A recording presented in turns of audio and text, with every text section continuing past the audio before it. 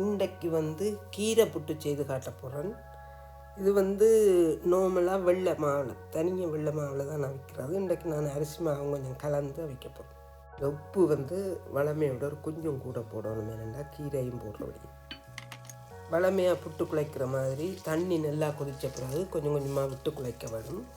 நான் இதுக்கு புட்டை விட கொஞ்சம் மாத்தன்மையாக இருக்கணும். அப்போ தான் அந்த கீரையும் போட சரியாக வரும்.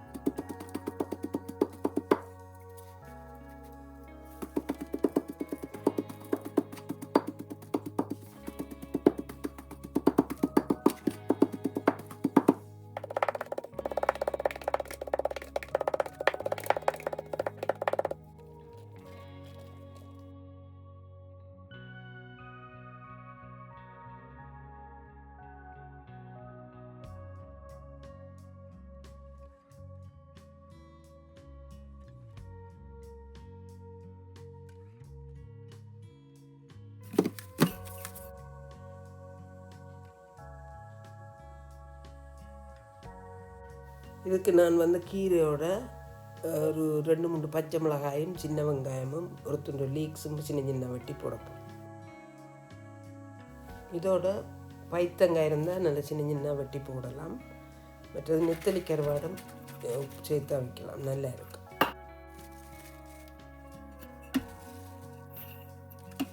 இப்போ இந்த குழச்ச மாவையும் கீரையும் உண்டாச்சு இந்த கலந்து போட்டு புட்டு அவிக்கிற ஸ்டீமரில் வச்சு அவிச்சு எடுக்கிறோம்.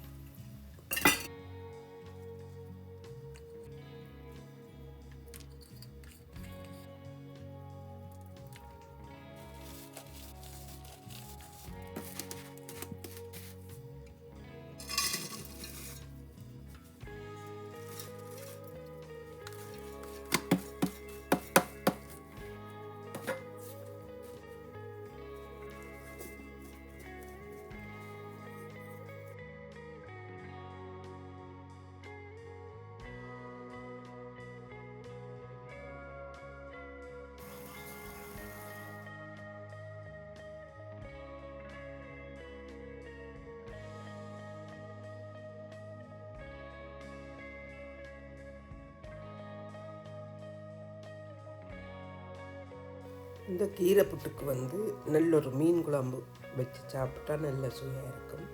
இல்லைன்னா கத்திரிக்காய் பொரிச்ச குழம்பு எந்த கறியோடையும் சாப்பிடலாம். கீரை புட்டு ரெடி. நீங்களும் இப்படி செய்து பாருங்க. அடுத்த வீடியோவில் சந்திப்போம்.